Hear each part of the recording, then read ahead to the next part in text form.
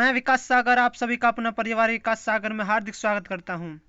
प्यारे दोस्तों, कल 4 फरवरी को एसएससी जीडी का एग्ज़ाम हुआ। बहुत आसान पेपर यानी कि इजी टू मॉडरेट पेपर आ रहा है। हाँ प्यारे दोस्तों, जीएस और मैथ में मतलब मैथ में सभी बना पा रहे हैं, कम से कम 12-15-16 क्वेश्चन। और हाँ, उसमें 2-3 प्रश्न आ रहे हैं जो थोड़े से चक्रवर्ती ब्याज के कन्फ्यूजन पैदा कर रहे हैं। और रीजनिंग और हिंदी बहुत ही आसान, बहुत बढ़िया, बेहतरीन आ रही हैं। तो प्यारे दोस्तों, मैं आपको उसी बेस पर आ रहा है जो 2024 में हुआ था एसएससी जीडी का, वही हमारी स्वतंत्रता संग्राम सीरीज चलती हुई, उसके लिए पेपर में धार एग्जाम को फोड़ कर आए, उसके लिए हम प्रैक्टिस सेट लेकर आए हैं नेक्स्ट। यानी कि बताओ, FIH यानी कि FIH नहीं, साथ ही FIH यानी कि पुरुष हॉकी विश्व कप 2023 की मेजबानी किस भारतीय राज्य ने की? तो वह सभी को पता है, वो ओडिशा राज्य ने की थी। हाँ, अब इसमें जो मेजबानी ओडिशा ने की थी, इसमें जीता कौन था? इसमें साथ ही जीता था जर्मनी। कौन? जर्मनी जीता था, किसको हराकर? बेल्जियम को हराकर। ठीक है, बेल्जियम को हराकर। तो पता होना चाहिए जीता कौन था? जर्मनी, बेल्जियम को हराकर। ठीक है प्यारे दोस्तों, ओडिशा की कैपिटल पूछूं, क्या है हमारी? भुवनेश्वर। कर्नाटक की बेंगलुरु। तमिलनाडु की क्या है? बताओ, तमिलनाडु की क्या चेन्नई है? क्या हैदराबाद है? झारखंड की है हमारी रांची। महाराष्ट्र की राजधानी मुंबई।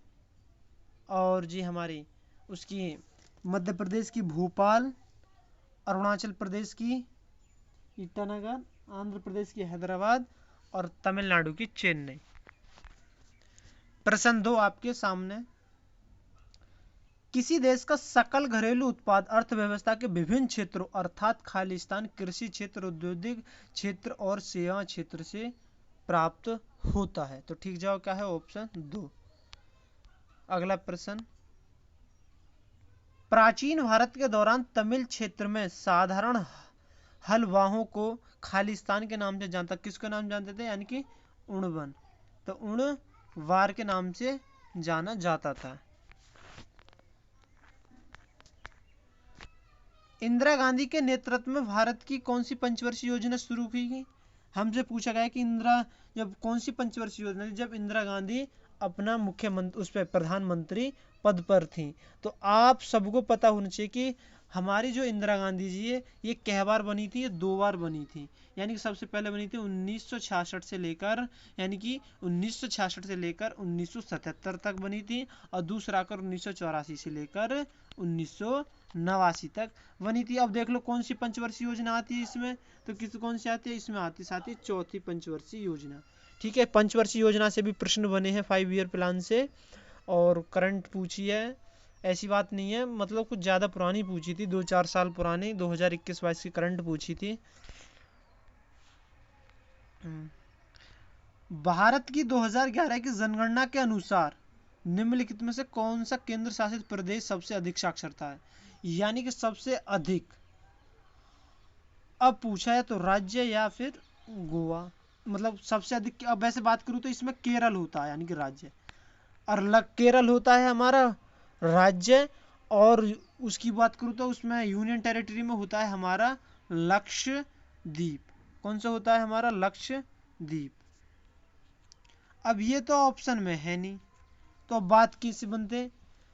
या तो अब मैं ध्यान से सुनो साथी, लक्षद्वीप के बाद हमारा, मैं एक प्रकार से तुम्हें शुरू से बता दूं, अगर यूनियन टेरिटरी में बात करें तो लक्षद्वीप यानी कि 91.85% हमारा क्या है? साक्षर। क्या है साथी? साक्षर। उसके बाद है हमारा, ध्यान रखना, अंडमान निकोबार, वो है हमारा 86.63%। ठीक है, 86 ये भी साक्षर। उसके बाद दिल्ली। ठीक है, दिल्ली कितना है हमारा? 86.21%। ये 2011 की जनगणना के अनुसार है। तो गलती नहीं करनी है ना? हाँ, तो आपको गलती नहीं करनी है। अब आती है बात राज्यों की। ना तो इसमें वो हुआ, क्या है? लक्षद्वीप नहीं, अंडमान निकोबार है? नहीं है। और दिल्ली है? हाँ जी साथी, दिल्ली है। अब यहां अंडमान निकोबार होता ये है 86.63%। अब इसमें आंसर है गोवा। अब गोवा की कितनी है? अब इसे भी ध्यान से सुनो साथी, बहुत ध्यान से वाली चीज बात सुननी है। ये सबसे पहले होता केरल, केरल ऑप्शन में नहीं है। केरल के अगर केरल ऑप्शन में हम ढूंढते फिर मिजोरम, मिजोरम ऑप्शन में नहीं है। केरल के बाद मिजोरम साक्षरता वाला देश है। अगर मिजोरम ऑप्शन में नहीं है तो फिर हमें टिक लगाना त्रिपुरा। किस पर? त्रिपुरा। अब साथी त्रिपुरा भी नहीं है तो अब हमें टिक लगाना है गोवा। किस पर लगाना है? गोवा। बात आई अंडमान निकोबार की, अंडमान निकोबार, और आती गोवा। अंडमान निकोबार, ध्यान से सुना, अंडमान निकोबार 86.63% है और गोवा हमारा कितना है? 88.22%। अब बात आई समझ में? आई बात समझ में? गोवा क्यों है इसका आंसर? तो इसलिए आंसर है क्योंकि 86 से 88 ज्यादा होता है, तो ये तभी इसका आंसर गोवा बना है। कितना डिफिकल्ट, कितना घुमा प्रश्न पूछा है। ना ही वो राज्य दिए जो हमें पता होता है, मतलब राज्यों का क्रम, केंद्र शासित प्रदेशों का क्रम में से सवाल बनाया है ये। प्राथमिकता केरल, फिर मिजोरम, फिर त्रिपुरा, फिर गोवा। तीन तो ये तो बिल्कुल भी नहीं आए। इतना एसएससी ऐसे घुमाती है प्रश्न। हरेली, कजरी और मड़ई त्योहार का संबंध निम्नलिखित में से किस राज्य से? हरेली पता है आप सभी को, छत्तीसगढ़। अगर मैं कह दूं यहाँ जगह हरेला तो आपको तुरंत आइडिया होना चाहिए कि जहां आ तो वहां उत्तराखंड यानी कि यूके। कौन सा? कौन सा के? यूके, यूके यहाँ, ठीक है। तो आपको गलती नहीं करनी है। मैं पूछूं उत्तर प्रदेश के त्योहार बताओ, सभी को पता है। रक्षाबंधन है, दशहरा है, होली है, दिवाली है। ये सब कहाँ के? रक्षाबंधन के। बात आई, अब बताओ, अब ये हरियाणा के कौन से हैं? हरियाणा के त्योहार जैसे तीज सबसे इंपॉर्टेंट, तीज, हरियाली तीज हरियाणा में मनाई जाती। गीता जयंती, कौन सी जयंती? गीता जयंती। गीता जयंती हरियाणा में मनाई जाती है। और सबसे इंपॉर्टेंट, सबसे महत्वपूर्ण, सबसे ज्यादा गुग्गा नवमी। कौन सी नवमी? गुग्गा नवमी, नवमी। तो आपको गलती नहीं करनी है। अब आ जाओ पंजाब।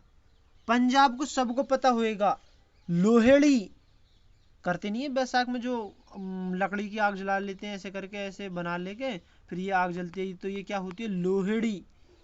बैसाखी कहाँ की है? पंजाब की है बैसाखी। ये पता होनी चाहिए हमको, ठीक है। अगर छत्तीसगढ़ का आए तो जैसे आपको पता चलेगा हरेली, कजरी, मड़ई, ये कहाँ के? छत्तीसगढ़ के। एक नुआखाई और याद कर लेना, नुआखाई और पोला। ठीक है साथी, नुआखाई और पोला, नुआखाई और पोला। भारतीय संविधान के किस अनुच्छेद के तहत स्वतंत्रता के अधिकार में कोई पेशा, व्यवसाय, व्यापार का वाणिज्य करने का अधिकार शामिल है? तो वो क्या है? अनुच्छेद 19 से 22। भारतीय संविधान के अनुच्छेद स्वतंत्रता के अधिकार में कोई पेशा, व्यवसाय, व्यापार, वाणिज्य करने का शामिल है। अब यहां से बात आई, ये किसके आई? मौलिक कर्तव्य, मौलिक अधिकार। अब मौलिक अधिकार हमारे कितने हैं? 14 से 35। अब ये हमको पता होना चाहिए 14 से 35 मौलिक अधिकार है, ठीक है। अब हमें पता होना चाहिए कैसे कैसे। एक छोटी सी ट्रिक याद करो बस। कैसी ट्रिक याद करो? 43 13 10, 43 13 10, ठीक है। 43 13 10। मैं दोबारा कर लिख देता हूँ, ठीक है। ये आपको याद करनी है। ओहो, 43 13 10। अब बोलोगे भैया जी ये क्या है, 43 13 10, अब ये क्या है। अब यहाँ से हमें पता चल गया कि मौलिक कर अधिकार जो अमेरिका के देश के संविधान से लिया है, भारतीय संविधान में जो भाग 3 में है, वो सबसे पहले हमको क्या मिली होगी, क्या मिली होगी, समानता मिली होगी। साथ ही क्या, समानता का अधिकार। तो समानता का अधिकार कितने, 14 से 18। ठीक है, कितने आर्टिकल है, 4 आर्टिकल। जब हमें समानता मिल गई होगी तो फिर हमें स्वतंत्रता भी मिली होगी। बोलो कि नहीं बोलो, हाँ साथी, फिर हमें मिली स्वतंत्रता, स्वतंत्रता मिली। अब इसमें 3 है तो 19 से 22, 19 से 22 में क्या है, स्वतंत्रता का अधिकार। अब आ जाओ एक, अब हमें समानता मिल गई, स्वतंत्रता मिल गई, तो हमारा पोषण भी किया होगा। बोलो कि नहीं बोलो, किया था, यानी कि शोषण, यानी कि शोषण के विरुद्ध अधिकार। तो वो 23 से कितना होता है साथी, 24। ठीक है, मानोगे, ठीक है, हाँ। शोषण के मैं शोषक लिख दी, सॉरी साथी, शोषण नहीं है, शोषक नहीं है, शोषण है। ठीक है, 23 से 24। अच्छा, समानता मिल गई, स्वतंत्रता मिल गई, शोषण मिल गई। अब बात किस पे आएगी, माता पिता हमें क्या, हमारा लालन पालन शोषण पोषण, एक प्रकार से ऐसे याद करो, धार्मिक बात सिखाई जाएंगी हमें। कौन सी बात, धार्मिक बात सिखाई जाएंगी। धार्मिक बात सिखाएंगे। धार्मिक कितने हैं, 3।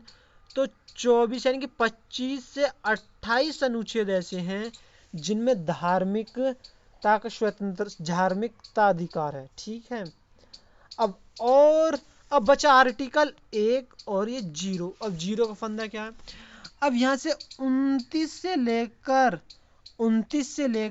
30, यानी कि 29 से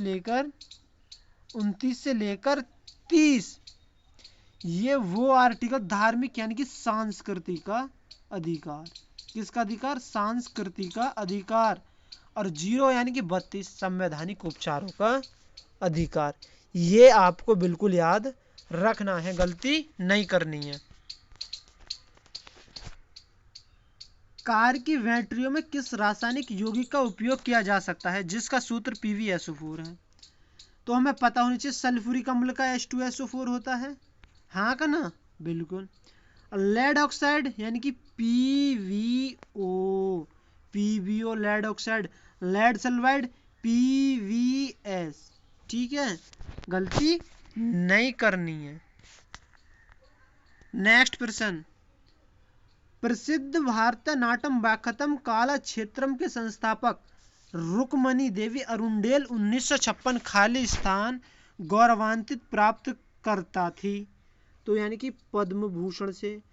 अब ये पद्म भूषण से हमें यह पता होना चाहिए कि जो हमारे पुरस्कार हैं, सबसे पहले भारत रत्न पुरस्कार, भारत रत्न सबसे बड़ा पुरस्कार, उसके बाद पद्म विभूषण, फिर पद्म भूषण, फिर Padma Shri. Number 1, number 2, number 3, number 4, Bharat Ratna, Padma Vibhushan, Padma Bhushan, Padma Shri. ठीक है, तो ये किसको मिला, हमारा ये रुक्मणी देवी को 1956 में। ये याद होना चाहिए, रुक्मणी देवी को 1956 में पद्म भूषण सम्मान मिला। और ये भी पता होना चाहिए रुक्मणी देवी किस नृत्य से संबंधित है, तो वो पता होना चाहिए भारतनाट्यम। भारतनाट्यम कहाँ का है, तमिलनाडु का है साथी। हाँ प्यारे दोस्तों, भारतनाट्यम, ठीक है, तमिलनाडु। ठीक है, अब मैं पूछूं आपसे कि कालिदास सम्मान, अब कालिदास सम्मान की स्थापना कब हुई, कौन कौन बताएगा मुझे, कमेंट बॉक्स में जवाब दें। कालिदास की कब हुई स्थापना, 1980। अब भारत रत्न की कब हुई, 1954। गलती नहीं करोगे ना, हाँ नहीं करनी है। अगला नेक्स्ट प्रश्न, निम्नलिखित में कौन संसदीय समिति रिपोर्ट की अध्यक्षता करने जिसे कोविड-19 महामारी वैश्विक प्रतिक्रिया भारत का योगदान करने और आगे रास्ता रिपोर्ट तैयार की? तो वो कौन है? पीपी चौधरी। कौन है साथी? पीपी चौधरी। अब अरुण राजनाथ सिंह क्या, ये तो वर्तमान में हमारे रक्षा मंत्री हैं। अरुण जेटली ये हमारे 1952 से लेकर 2019 तक बीजेपी के नेता भी रह चुके हैं। और हाँ, ये हमारे पूर्व क्या रह चुके हैं? मंत्री भी रह चुके हैं। ठीक है, अगला प्रश्न, भारत के उपराष्ट्रपति किस विधायी निकाय के पदेन अध्यक्ष के रूप में करते हैं? तो ये किसके हम करते हैं? विधायी यानी कि उपराष्ट्रपति राज्यसभा के क्या होते हैं? पदेन सभापति। अब लोकसभा कैसे आर्टिकल में आती है? जो छोटा है वो बड़ा है 81, और राज्यसभा किस में आती है? जो बड़ा है वो छोटा है। ठीक है, राज्य विधानसभा कितने राज्यों में है? 28 में। और राज्य विधान परिषद कितने राज्यों में है? मात्र 6 राज्यों में। मैं बताऊंगा 6 राज्य कौन कौन से होते हैं। 6 राज्य हमारे राज्य विधान परिषद 6 राज्यों में होती है। सबसे ऊपर कौन? आंध्र प्रदेश। उसके नीचे कौन? बिहार। उसके नीचे कौन? उत्तर प्रदेश। उसके नीचे कौन? बोलो साथी, महाराष्ट्र। उसके नीचे कौन? कर्नाटक। और उसके नीचे कौन? तेलंगाना। हो गए ना, हो गए 6 राज्य।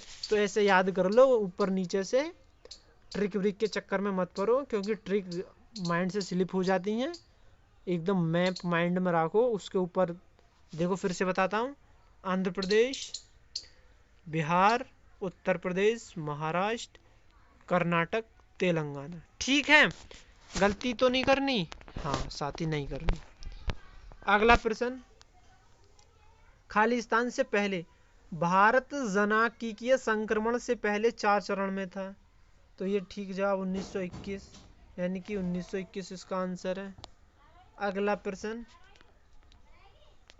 भारत की खालिस्तान किलोमीटर लंबी भूमि सीमा और द्वीप प्रदेशीय कितनी है? 75, 16, 6 किलोमीटर लंबी तटरेखा है। तो वो कितनी है? 15, 106, 7 किलोमीटर। यानी कि अगर इसकी भूमि की बात करें, ये वाली, ये मंजा, ये, तो भारत की 15,106.7 किलोमीटर लंबी सीमा, ये सीमा है। और द्वीप प्रदेश सहित 75 से 16 किलोमीटर सीमा। द्वीप, ये जो हमारे द्वीप है, इन समय लगा के टोटल इतनी है। ठीक है, द्वीपों की लगाकर टोटल इतनी है, 15,106 किलोमीटर। ओहो, FIH पुरुष हॉकी विश्व कप 2023 किस देश ने जीता? अरे ये तो मेजबानी वाला प्रश्न आया था उड़ीसा में। अगला प्रश्न ये पूछ लेगा जीता किसने? अभी मैं बता के आया था किसने जीता। जर्मनी ने जीता। साथ ही किसने जीता? जर्मनी ने जीता। किसने जीता? बताओ किसने जीता? जर्मनी ने जीता। और हराया किसको? बेल्जियम को। बेल्जियम को। गलती नहीं करनी है। ठीक है, जर्मनी ने जीता, बेल्जियम को हराया। सन 1919 में गांधी जी ने रॉलेट एक्ट, जिसे अभिव्यक्ति की स्वतंत्रता जैसे मौलिक अधिकार पर अंकुश लगाया था, के खिलाफ सत्याग्रह आह्वान किया।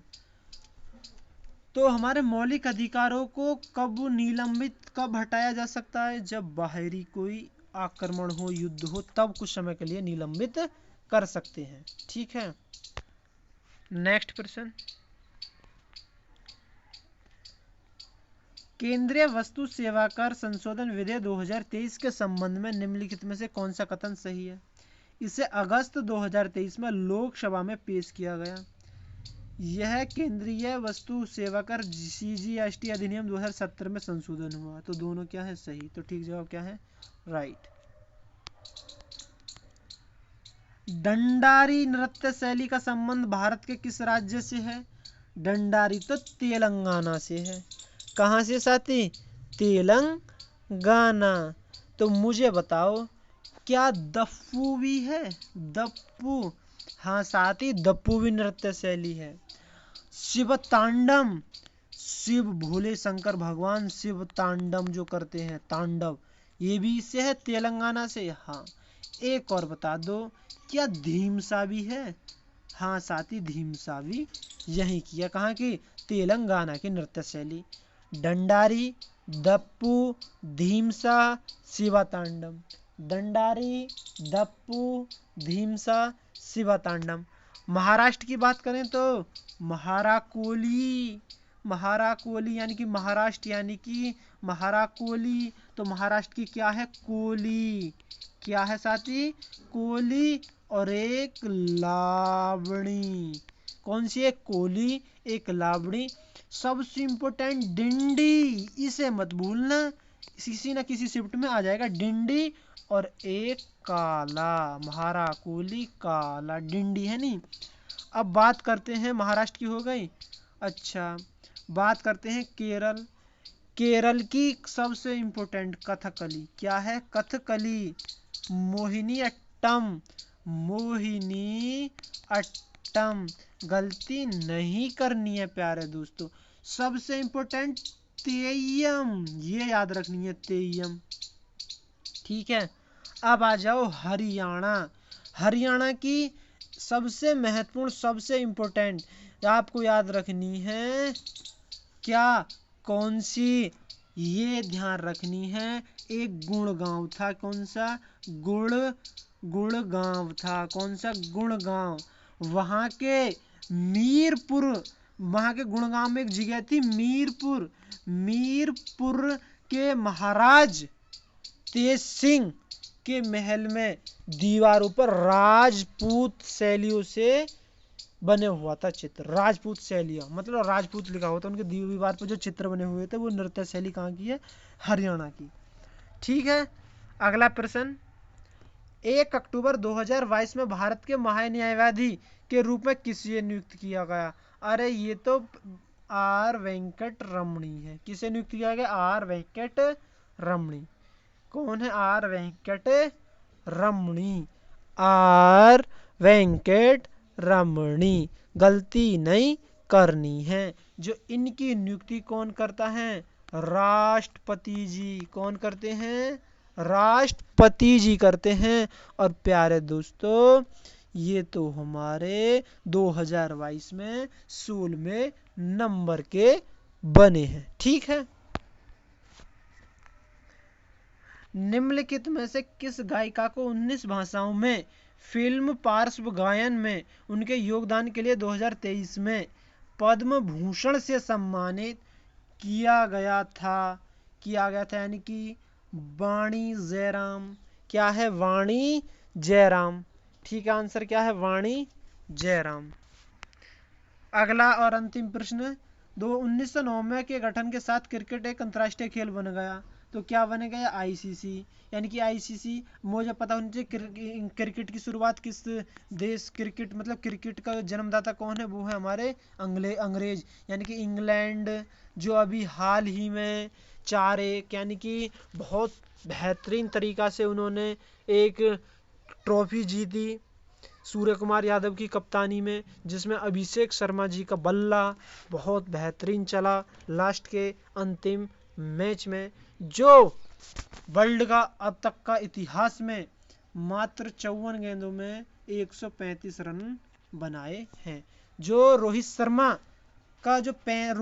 जी के 35 गेंदों में जो शतक बना था वो चूक गए, वो 37 गेंदों में शतक बना पाए हैं। ठीक है प्यारे दोस्तों, अपना कमेंट बॉक्स में स्कोर जरूर बताएं जीएस का क्या रहा। आपके पेपर आने वाला है, बहुत हो भी गए हैं, आज दूसरा दिन है, तो अपने जोर तोर से लगे रहें। आपके एग्ज़ाम के लिए बेस्ट ऑफ लक। अब हिंदी के प्रश्न देखते हैं, हिंदी के प्रश्न कैसे आते हैं। बोल रहे हैं जीएस और हिंदी थोड़ी आसान आ रही हैं। जीएस में कुछ प्रश्न मिल रहे हैं जो डिफ़िकल्ट से हैं। मैथ में 2-3 प्रश्न मिल रहे हैं जो चक्रवर्ती ब्याज ठीक है प्यारे दोस्तों। प्रश्न नंबर 1, निम्नलिखित वाक्य में रेखांकित भाग के लिए एक सार्थक शब्द ज्ञात कीजिए। हरिद्वार में 3 नदियों का संगम होता है, तो उसको बोलते हैं त्रिवेणी। क्या बोलते हैं? त्रिवेणी। अगला प्रश्न, निम्नलिखित प्रश्न में 4 विकल्पों में से उस विकल्प का चयन करें जो कोष्टक में दिए गए शब्द के पर्यायवाची शब्द का सही विकल्प है। आसपास के लोगों के साथ पहचान, क्या बतानी है? पर्यायवाची यानी कि परिचय। कपट होगा, कपट को तो छल कपट कहते हैं। भाई तेने मेरे संग छल कर दिया। कपट, छल, धोखा। उपहार, किसी को भेंट करना, किसी को गिफ्ट देना, किसी अप्रपंच नहीं होगा। अगला प्रश्न, निम्नलिखित में दिए गए प्रश्न में 4 विकल्पों में से उस विकल्प का चयन करें जो दिए गए मुहावरे का अर्थ को सर्वश्रेष्ठतम रूप से व्यक्त करता है। अड्डा जमाना, स्थायी रूप से रहने लगना। कहना तेने तो अड्डो ही जमा लियो, कभी जाने को नाम ही ना ले रहो। ठीक है। उपहास करना यानी किसी की मतलब अवहेलना करना, मतलब किसी की बुराई करना, एक प्रकार से यही हो जाएगा। विरोध करना, किसी के काम में रुकावट पैदा करना। बहुत फायदा होना, कति मौज आ जाना। निम्नलिखित 4 विकल्पों में से उस विकल्प का चयन करें कोष्टक में दिए गए तत्सम शब्द सही होना चाहिए। जब हम कठिन कार्यों को चुनौती के रूप में स्वीकार करते हैं और उन्हें खुशी और उत्साह है, वो क्या बोले, अब मने कर रहे नो करे नो, तुम मत कटवाओ आल, और कल को आज आल खुद बने। जब हम कठिन कार्य को चुनौती के रूप में स्वीकार करते हैं और उन्हीं खुशी को उत्साह, यानी कि उत्साह क्या बोलते हैं? उत्साह है। तो ठीक जवाब क्या है? Option A. उच्च को क्या बोलते हैं? ऊंचा। क्या बोलते हैं? ऊंचा। उत्थान का विलोम शब्द पतन। दिए गए वाक्य में वह भाग ज्ञात करें जिसमें कोई त्रुटि है। आज मां आनंदमयी के निधन पर आशा का अंधकार छाया हुआ है। तो कहाँ आशा का अंधकार छाया हुआ? घोर अंधकार छाया हुआ है। दिए गए वाक्यांश के लिए सार्थक शब्द याद करें। पीछे चलने वाला, अनुगतन। क्या है? अनुगतन। निर्गम तो वो होता है प्यारे दोस्तों, क्या होता है? निर्गम। निर्गम तो वो होता है निकालने का मार्ग। आगत यानी कोई चीज को प्राप्त करना, मतलब किसी को मतलब प्राप्त करना हुआ। या फिर आगत क्या होएगा हमारा? आगत जैसे कि आया हुआ, इसको हम बोल सकते हैं। पीछे चलने वाले को अनुगत।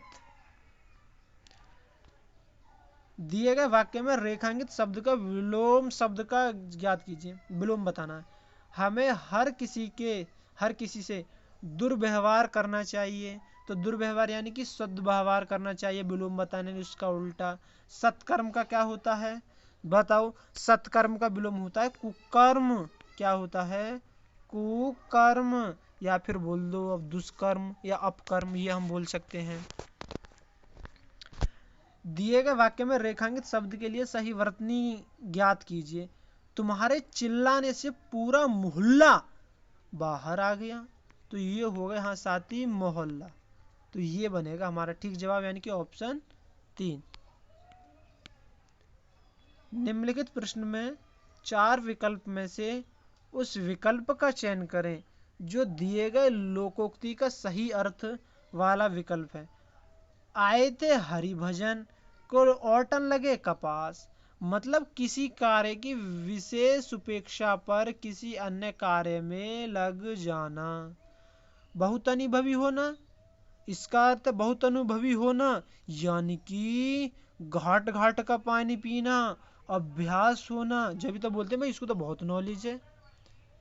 प्रश्न नंबर अगला, निम्नलिखित में 4 विकल्पों में से उस विकल्प का चयन करें जो कोष्टक में दिए गए शब्द के तद्भव रूप का सही हो। आज भी गांव में गौ में किसको बोलते हैं? गोबर को बोलते हैं। गोबर जो गाय भैंस देती को उपयोग घरों में साफ और सुरक्षा रखने के लिए किया जाता है। बिल्कुल सही बात है साथी। कहते हैं ना लीपन चौका जो लगाते हैं उसको। ठीक है, गोसाई किसको बोलते हैं बताओ, गोसाई बाबा, पचौते वाले बाबा। निम्नलिखित प्रश्न में 4 विकल्पों में से उस विकल्प का चयन करें जो कोष्टक में दिए गए शब्द में विलोम शब्द, क्या बताना है, विलोम। सभी ईश्वर, ईश्वर को क्या बोलते हैं, अनीश्वर।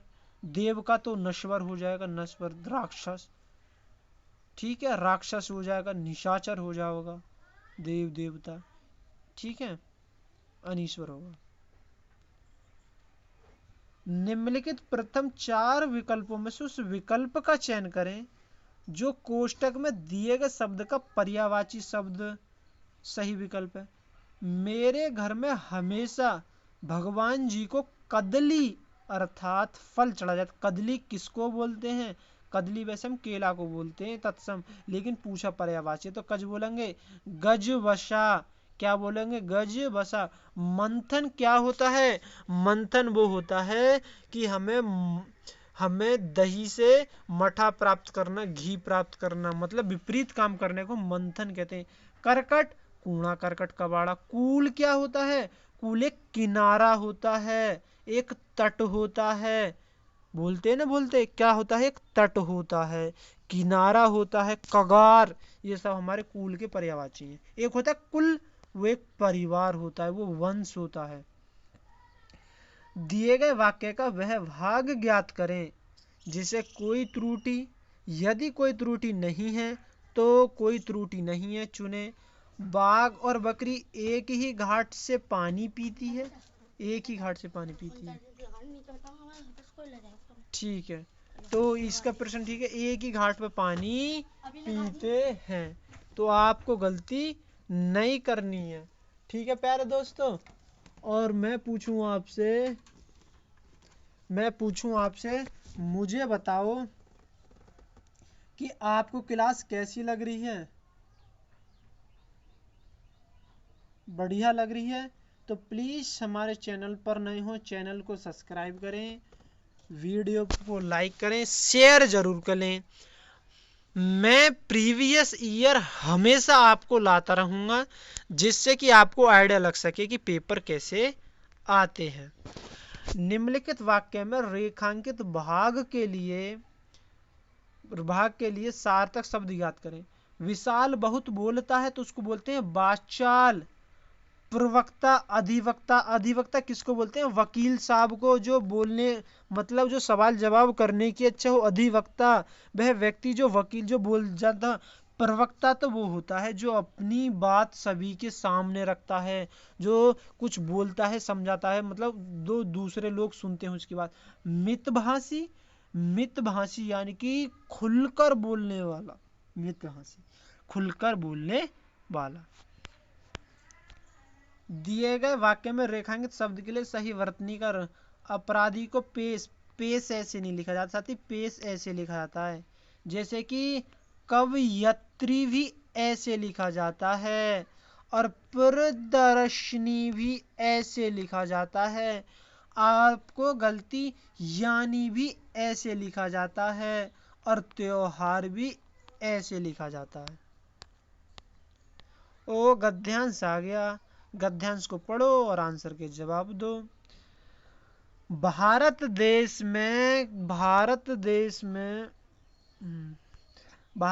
में जमाने में सोने की चिड़िया कहा जाता था।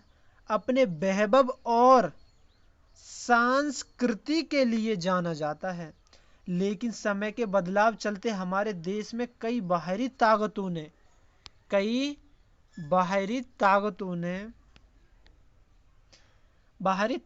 ने राज किया है, सत्य यहाँ राज आएगा, जिससे हमारी देश की हालत खराब हो गई। हमारे देश में खालिस्तान पर बिल्कुल भी ध्यान नहीं दिया जाता, यानी कि हमारे देश में यानी कि स्वच्छता पर बिल्कुल भी ध्यान नहीं दिया जाता। और अब आपने देखा होगा कि हमारे देश का कोई भी बड़ा राज्य या शहर या फिर गांव या फिर कोई गली या मोहल्ला, वहां पर भी आपको कूड़ा करकट मिलेगा। हमारे देश के विकास में बाधा पहुंचाने वाली समस्याओं में एक मुख्य करार गंदगी है, क्योंकि इसके कारण लोग हमारे देश में आना पसंद नहीं करते, जिससे हमारे देश को इतनी ख्याति मिलती है। हमारा देश भी पूर्णतः स्वच्छ हो, इसके लिए कई खालिस्तान ने सपने देखे हैं। कई किन्ने सपने देखे हैं? महापुरुषों ने। किसने? महापुरुषों ने सपने देखे हैं। ठीक है, तो हमारे देश में है नहीं, महापुरुषों ने सपने देखे हैं, उन्हें साकार करने के लिए कोशिश की थी, लेकिन वह किसी कारण सफल नहीं हो पाए। हमारे देश को स्वच्छ बनाने के लिए भारत सरकार ने नई योजना निकाली, जिसका नाम स्वच्छ भारत अभियान। क्या था? स्वच्छ भारत अभियान। जो कब आई थी? स्वच्छ भारत अभियान 2 अक्टूबर 2014 में आई थी या 15 में आई थी? तो इस अभियान के तहत सभी देशवासियों को इसमें किसमें खालिस्तान होने के लिए कहा गया, यानी कि शामिल होने के लिए कहा गया। हाँ साथी, शामिल होने के लिए कहा गया। तो प्यारे दोस्तों, आपके सामने ये पूरे मैंने 40 प्रश्नों का सेट कराया। अपना स्कोर बताएं, स्कोर क्या रहा। और वीडियो पसंद आए तो वीडियो को लाइक करें, चैनल पर नए हो चैनल को सब्सक्राइब करें। और हाँ, आपके लिए अगला नेक्स्ट प्रैक्टिस सेट बहुत जल्द लेकर आने वाला हूं। मिलते हैं नेक्स्ट वीडियो के साथ। जय हिंद, जय भारत, जय मां Saraswati. Love you, bye bye, take care. Exam के लिए ऑल द बेस्ट।